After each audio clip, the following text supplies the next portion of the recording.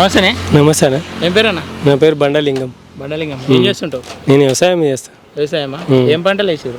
ఇప్పుడు టమాటా, ఇంత చిక్కుడు, ఇంత మిరప, కూరగాయలు వేసేటట్టుగా ఇటు కూరగాయలే బాగా పండిస్తారా? ఎటు తీసుకోతారా అనేవి? ఈ పల్కనామ రైతు బజార్. రైతు బజారా? ఎట్లుంటుంది అన్న? ధరలు బాగానే ఉన్నాయి? ధరలు మంచిగానే ఉన్నాయి కానీ ఆడ మాల్ లేదు, మాలేదా? వాటర్ లేవు, వాటర్ లేక కరెంటు లేదు సరిగ్గా. కరెంట్ 6 గంటలకు పోతుంది, 12 గంటలకు వస్తుంది. కరెంట్ నిజంగా పోతుందా? పోతుంది. పోతే అధికారులను సస్పెండ్ చేయమని. 6 గంటలకు పోతుంది, 12 గంటలకు వస్తుంది నైట్.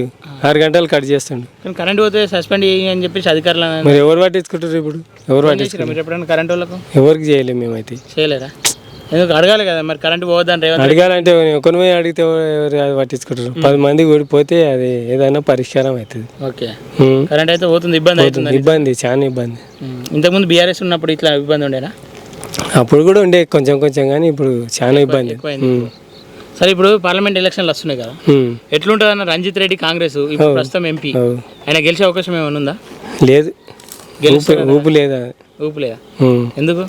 ఎందుకంటే ఆయన ఇంతకుముందు గెలిచిండుగా, ఏం కానొచ్చిండు, ఎప్పుడైనా కానొచ్చిండు ఇక్కడ ఆయన? ఏమో అందుబాటులో టీఆర్ఎస్ నుంచి, బీఆర్ఎస్ నుండి గెలిచిండు. ఇక్కడ ఎప్పుడు వచ్చిండు, ఎప్పుడు ముఖం చూపించలే ఆయన.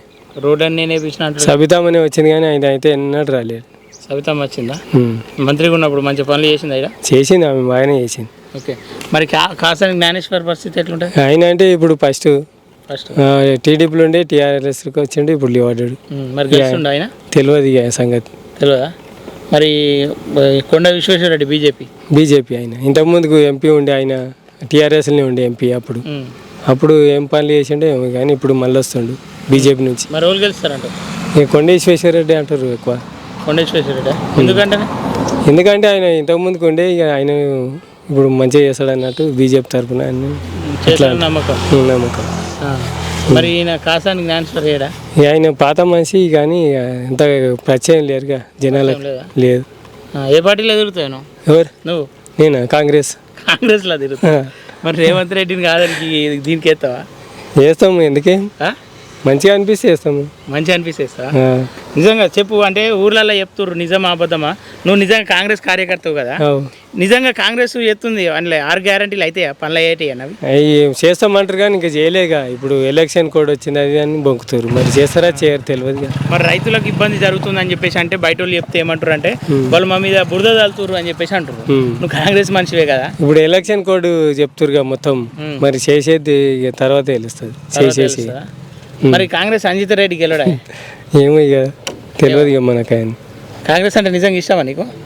ఏం లేదు, ఇష్టం అంత కానీ ఇక పార్టీలు ఉన్నావు అంతే. పనులు మరి ఇచ్చిన గ్యారంటీలు చేస్తలేదు కదా, అడిగినావా నువ్వు ఎప్పుడన్నా మీ నాయకులను?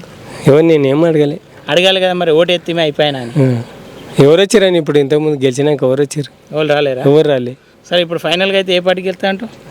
బీజేపీ వస్తుంది. బీజేపీ వస్తా? సరేనా?